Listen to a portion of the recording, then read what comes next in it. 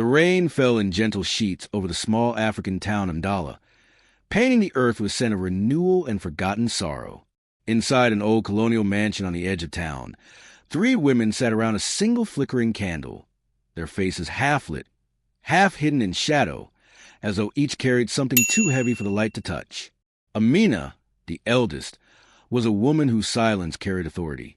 Her eyes, sharp and unyielding, had seen wars, betrayals, and the cruel hand of fate. Beside her sat Chipo, restless and young, her fingers nervously tracing the rim of her cup. The third, Liana, quiet and graceful, looked down at the table, as if afraid her tears might betray what her lips could not say. It had been 20 years since the 3 of them had last been in the same room. 20 years since the secret they buried together had begun its slow, painful return to the surface. "You all got the letter too, didn't you?" Amina finally spoke, her voice low and rough like gravel. Chipo nodded. "I thought it was a joke. How could he send us something after all these years?" Liana trembled, because he knew. He always knew this day would come. A gust of wind slammed against the windows, and the candle flickered violently, almost going out. Amina reached forward, steadying it with a hand that did not shake. He said the truth must be told before the sun rises. Outside, thunder rolled across the sky like a warning drumbeat. 20 years ago, they were not enemies. They were sisters by choice, bound by dreams and desperation. They had all loved the same man, Daniel Kalu, a charming, visionary doctor who came to Ndal with promises of healing the sick and changing the future. His smile had been magnetic, his words poetry wrapped in reason. And for each woman, he had been something different, a savior, a lover, a liar. When Daniel disappeared one stormy night, the whole town whispered. Some said he had run away with stolen money. Others said he had been murdered. But only the 3 women knew the truth, or thought they did. That night, the secret they swore to bury was written in blood. Now, as the rain intensified, a car's headlights cut through the mist outside the mansion. Chipo's heart jumped. Who could that be at this hour? Amina didn't move. "It's him." Liana gasped, nearly dropping her cup. "That's impossible." But before anyone could speak again, the front door creaked open. Footsteps echoed in the hall, slow, deliberate, almost familiar. The candle flame stretched tall, trembling in anticipation. And then, from the darkness, a voice spoke. Calm, deep. "You thought the truth could stay buried forever?" Chipo's breath caught in her throat. That voice. It couldn't be. Daniel Kalu stepped into the light. Older, gaunter, his eyes haunted yet alive. The women froze, unable to speak, each caught between terror and relief. "I watched," he said softly. "I watched as you mourned me, as you lied to everyone, as you kept my secret, our secret." Liana broke first, her tears spilling. "We did it for you.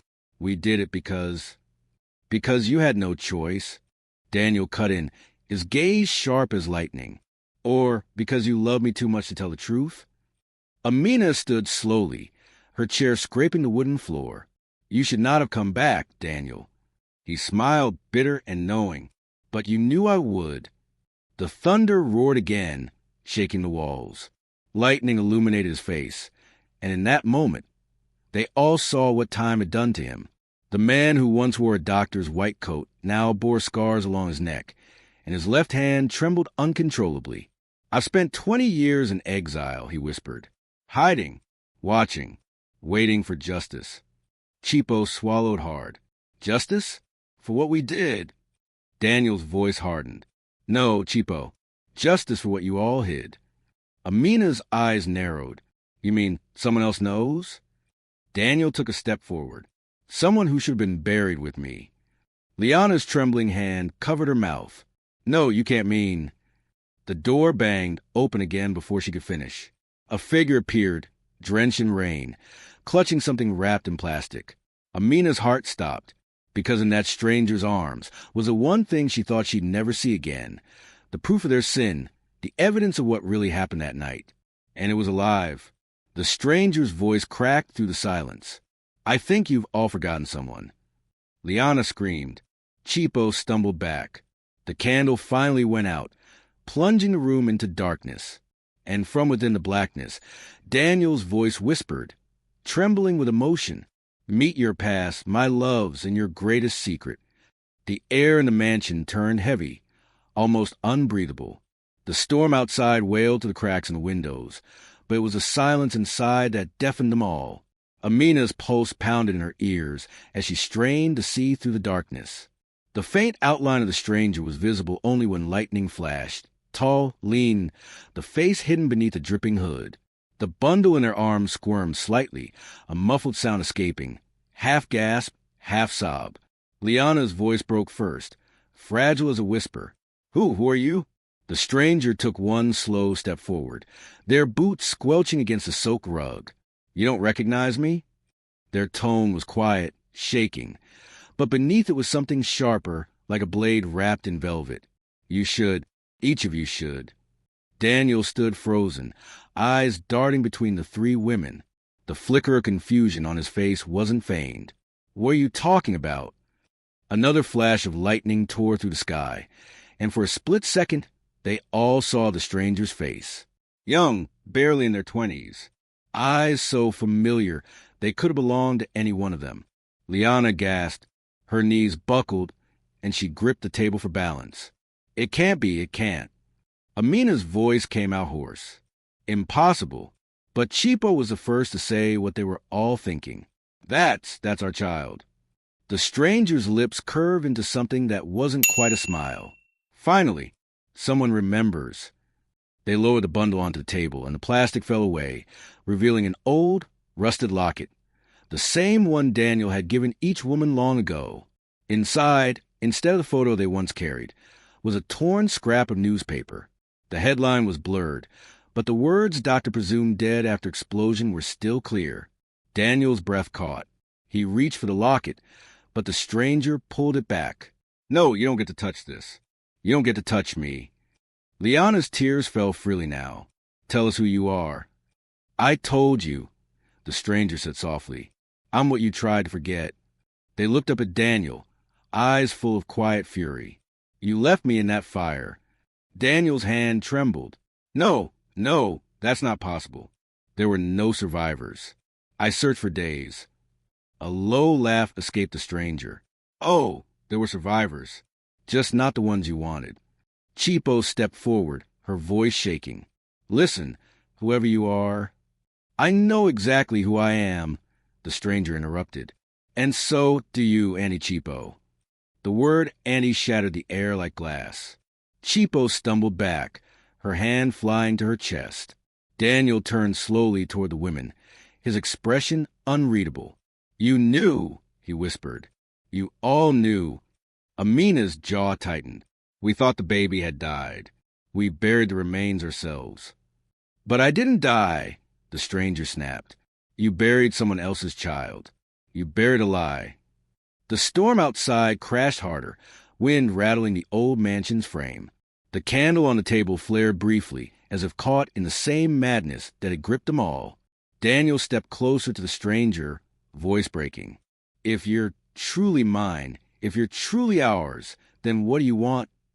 The stranger's gaze flickered over the three women, one filled with regret, one with confusion, and one with barely contained fear. "I want to know why," they said quietly.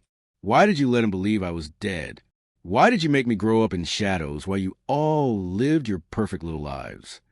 Liana crumpled into her chair, her body shaking. "We didn't live.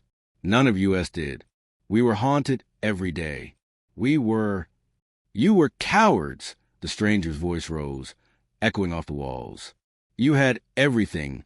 Power, money is love, and I had nothing. Do you know what it's like to grow up hearing whispers about a man who saved the world but couldn't save his own child?" Amina's composure finally cracked. She slammed her hand on the table. "We did what we had to do. You don't know what it was like back then, the accusations, the police, the blood on our hands. Daniel's name would have been destroyed. We were trying to protect you." The stranger's eyes filled with tears, but their voice stayed cold. "Protect me? By abandoning me to strangers? By letting me believe I was an orphan for 20 years. Daniel's face turned pale. You were taken to the orphanage in Gweru?" How do you know that name? The stranger demanded.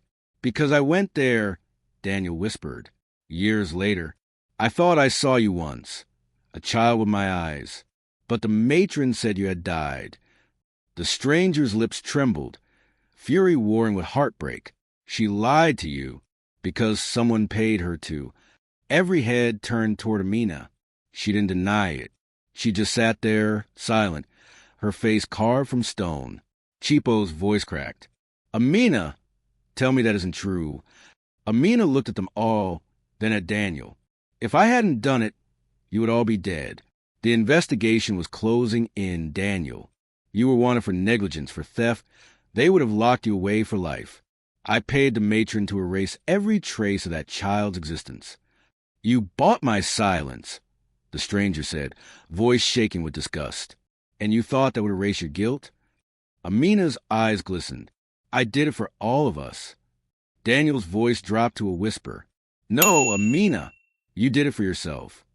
The lightning flared again, illuminating the faces of the four people who once shared a single secret and now stood on the edge of ruin. The stranger turned away from them, their shoulders trembling. You know what it's like, they said quietly, to walk into a village and see people look at you like a ghost? To hear them say you have his face but no past. Liana rose, trembling. Let me see you, she said softly, reaching forward. Please. The stranger hesitated, then slowly lowered the hood. Liana's hand flew to her mouth as she choked back a sob. The face was unmistakable. Daniel's jawline, Amina's piercing eyes, Chipo's soft curls. It was like seeing all of them reflected in a single mirror of fate. Daniel took one unsteady step forward, tears streaking his face. My child. But the stranger pulled back, shaking their head. Don't. Their voice broke.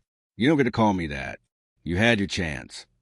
The old clock in the corner struck midnight. The chime echoed through the hall like a funeral bell. Amina sank into her chair, her strength gone. Chipo wiped her eyes with shaking hands.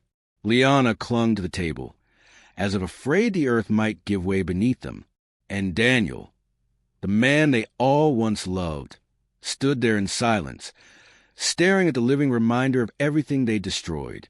The stranger took a deep breath and said, You all have one night.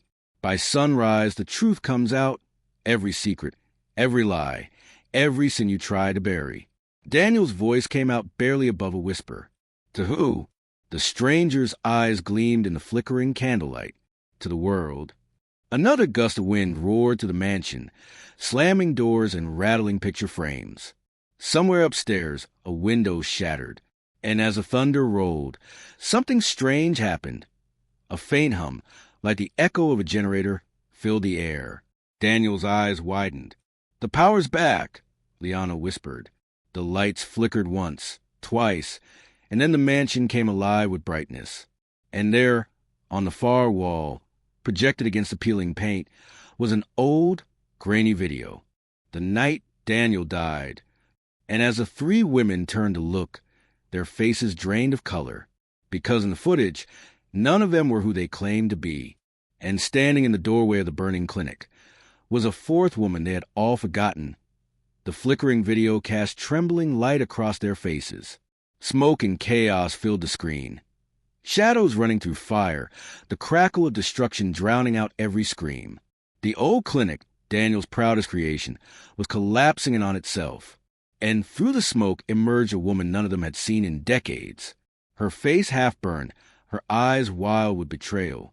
Liana stumbled back, her trembling hand pointing at the image. No, that can't be. Daniel's voice broke, raw and disbelieving. Naomi, the stranger, his lost child, turned toward him sharply. You know her? Daniel's throat tightened. She was the head nurse, the one who... He stopped, his eyes darting toward Amina, the one you said didn't survive. Amina's face went pale. Her voice was little more than a whisper, because she wasn't supposed to. The room seemed to stop breathing. The video played on, showing Naomi cradling a bundle in her arms, crying, pleading for someone to help. But no one came. Behind her, three figures, three women, stood frozen in the flickering flames. Amina, Chipo, Liana. And then the footage crackled, freezing on Naomi's tear-streaked face as she whispered something into the darkness. The stranger's voice quivered. Play it again. Daniel moved closer, rewinding the tape, his trembling fingers smudged with soot and time. The static cleared, and Naomi's voice filled the room, faint but unmistakable. Tell them I saved the child. Tell them the child lives. Then the screen went black. Silence. The stranger's eyes filled with tears that shimmered like the lightning outside. Should she save me? Amina buried her face in her hands. It wasn't supposed to happen that way. We thought she ran off with you. We thought she betrayed us all. Daniel's voice was low, trembling. You left her there. You let her die thinking she'd taken my child. I was trying to protect us. Amina cried. Do you understand what it was like? The world turned against us. The donors withdrew their funding. The hospital board accused us of theft. And when the explosion happened, we thought everyone, was lost. I panicked. I lied. I told them Naomi was gone. The baby gone. You gone. Liana's sobs broke the silence. We followed her lead. We were scared. We didn't know what to believe anymore. The stranger took a step back, shaking their head in disbelief. You buried an innocent woman's name to save yourselves. You let her die in shame while the whole town whispered lies. Chipo reached for the stranger's arm, desperate. Please, listen. Don't touch me, the stranger snapped, their voice cracking under the weight of 20 years of abandonment. You called yourselves my family, but you left me to rot in a world that never wanted me. Daniel looked shattered, every ounce of strength drained from his body. If I had known, I would have found you. I would have given everything. But you didn't, the stranger interrupted, tears streaming down their cheeks. You believed I was gone. You rebuilt your life, your name, your reputation.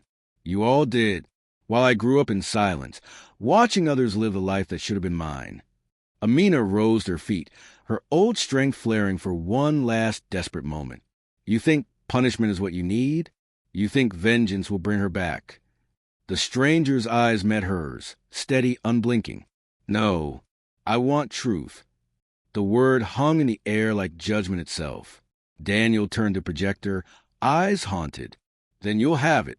He pressed play again, and the video restarted, this time from an earlier frame none of them had noticed. It showed the moments before the explosion. Naomi shouting for help. Daniel arguing with someone outside the clinic. And then Amina, her voice sharp, her hands holding a canister or something. Fuel. Liana gasped.